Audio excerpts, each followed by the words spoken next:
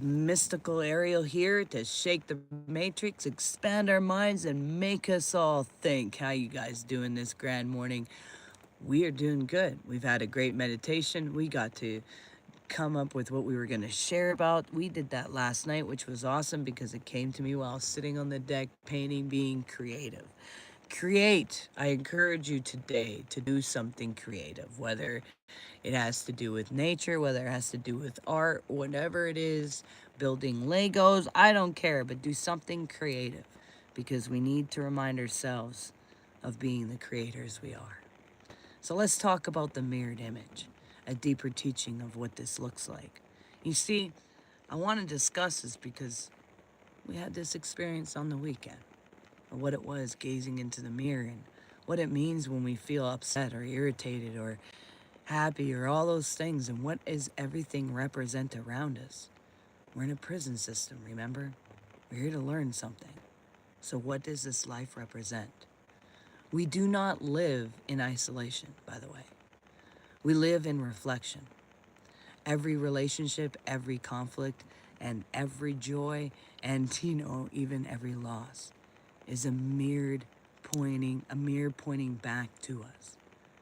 When we begin to see this, the illusion of separation dissolves. Even philosophy shows us this stuff. Socrates, a wise one, he taught us that the unexamined life is not worth living. The mirror is the very tool of examination, and life is nothing more than a mirror. You see, to see others clearly is to see ourselves, honestly. You see, Plato's cave reminds us that we perceive in others are shadows of our own light and darkness. The cave walls are projections, and the mirror is the path to freedom. You know, the Hermetic philosophies declare it as above, so below, and as within, so without. You see, the outer world is a reflection of the inner world. What we despite outwardly is what we have yet to integrate inwardly. How do I know this? Because I watched it in my own life. I unraveled it so that I could experience this. But I also went to the other side where I was in the face-to-face of existence and understood the reality of this system enough to want to come back to say, hey, enough to want to come back, to have to even redo even what I gained in many dimensions of experience. But to come into this existence, this body that once knew nothing but chaos, rejection, judgment, and didn't comprehend the existence of our world or even we were. And I had to go in knowing into a body with cell memory and still unravel and still integrate all I gained into this moment. And so what I teach you here, I've walked through or am walking through. So what we despise outwardly is what we have yet to integrate inwardly. Even Buddhism teaches the principles of dependent origination, like all things arise in relation. The self and other are interdependent mirrors of each other, meaning to the other. Hey, A&F Storage, how's it going? So, the Stoics said, no man can control external events, only his response. But the mirror teaches us that even those events are not random. They are drawn to us by resonance, showing us what is inside. So, it's giving us some directions. When things on the outside of what we're going through irritate us or cause an ink inside of us, the thing is that that's there because that's something for us to look at. That's our bodies going, yo, dude, we struggle with this, or we've gone through this, or we've experienced this. We understand this. This is a mirror. We're seeing something. So what is it teaching us? Psychology talks about this. Carl Jung, amazing, brilliant philosopher, brilliant psychologist, understands life and people and Great teacher. It's amazing. So many people kept telling me, "Have you read Carl Jung? Have you da da da?" And I was like, "No, man. This is my own experiences." And they were telling me I was saying a lot of what he was saying, so I thought I'd look into it. And Carl Jung is a smart dude. And Carl Jung spoke of the shadow and the unconscious parts of the ourselves we deny, and the mirror brings them forward through conflict so they can be integrated. So we're seeing things for a reason.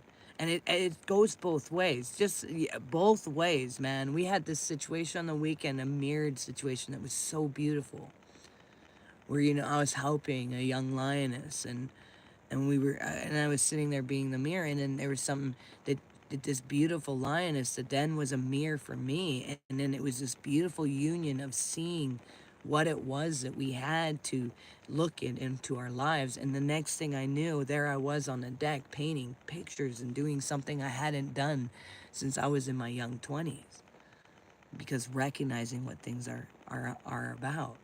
Which country am I from? I'm from the United States.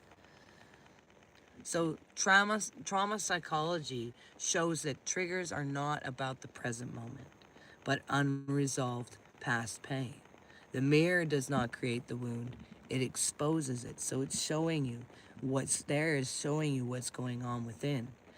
Cognitive dissonance reveals how uncomfortable it feels to see something in others that challenges our own self-image. See, the mirror confronts our illusions until we align with the truth.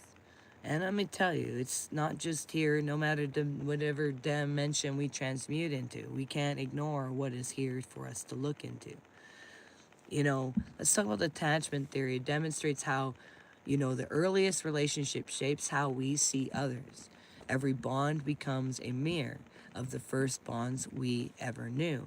So if you want to have healthy relationships, you need to go through your internal pains and emotions to get rid of the negative relationships you've been collecting around you. And it's because you're just collecting the same thing that you've got going on internally is coming along you on your external. It's the mirrored image. It's exactly how things go, people. You want to change the external, change the internal.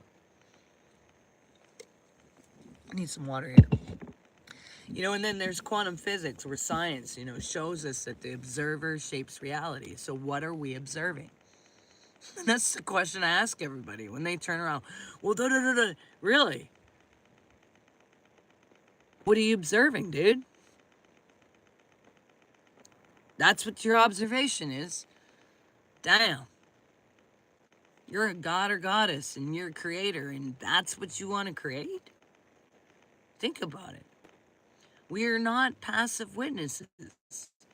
The mirror responds to the focus, intention, and expectation. It's all science. It's all right there. You know? You can't hear me? I don't know what to tell you. Biology shows that the heart has a electromagnetic field measurable up to 10 feet away. And then there's some of us that is even beyond that. So what we carry within even radiates outwards and is mirrored back by those we meet. So biology shows that we have these connections. Chaos theory, demonstrates how small input ripple into large outcomes. It's so true. I've seen that happen tons. A little tiny thing, and they turn it into this big mountain, and it's a molehill, you know. But what we put out, even subtly, returns magnified. So understand that. A lake reflects the sky only when still, and turbulent waters distort. The same is true of the mind. Peace brings clarity, turmoil brings distortion. Seasons mirrored the soul. Death, winter, rebirth, spring, fullness, summer, letting go, autumn. What we resist in nature, we resist in ourselves. And how did I learn that? I sat in nature for 7 months. It's amazing what you gain from just nature itself. It speaks. It's a teacher. It's phenomenal. It's like a mama. It's like your mother. It holds you. It gets mad at you when you do the wrong things, and it lets you know when you're you need to straighten up. It gives you all the things you need at the same time. You know, animals even, did you know animals, they mirror our energy? You want to really know the character of a person and how they really are, go see their animals and go see how they are. If they're chaotic and kind of uncertain and all that kind of stuff, you know, you know that that is that house, that that is the owner as well. Because I'll tell you something, I know. When my life was disarrayed and disordered, my dogs were chaotic and all over the place. But here I am, I walk in peace, and my dogs are known by everybody to be the most peaceful, kindest, gentlest, well-behaved dogs. People love them.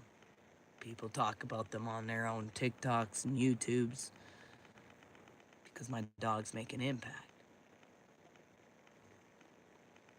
They walk like their mom. They walk like their owner. They mirror what they walk in. Think about it. You know, they respond to the vibrations we emit, not the words we speak. You want to know how someone really is? Go meet their dog. So the ecosystems mirror interconnection. Remove one species and the whole system shifts. Likewise, one wound in us ripples outward into relationships, communities, and even our generations to come. You see, the sky and the stars are mirrors of eternity. Ancient people saw constellations not just as stars, but as stories telling the inner world of humanity, because they are. See, the deeper synthesis, the mirrored image, is not a metaphor. It is basically law. Philosophy calls it truth, and psychology calls it projection, and science calls it resonance, and nature calls it balance. So the prison system of illusion convinces us to blame the mirror, to break it, to fight it, to void it. But the awakened path asks to read the mirror, to understand that. See, every conflict is an unhealed wound returned. And how do I know that? Because I see it. Since I've lived the mirrored image, the moment a conflict happens, I know it's within myself. See, every judgment is a self-judgment disguise. Every trigger is an invitation to freedom. And every act of love is multiplied and mirrored back. See, the awakening call. To awaken is to stand before the mirror without fear. To no longer ask, why are they like this? But instead, what is this showing me about me? When we see with this clarity, the mirror no longer binds us. You know, it frees us. Because the truth is simple, yet radical. What we put out is what will return. The mirror cannot lie. And it is waiting for us to recognize that the freedom was never outside. It was always within ourselves. And all you gotta do is go journey in. So make sure you do one thing towards your dreams every single day. It'll bring you one step closer. And make sure you recognize you're valuable and you matter, and you're all unique puzzle pieces, a part of the ultimate puzzle of the cosmos. Hang in there. Peace and love. We'll see you guys next time.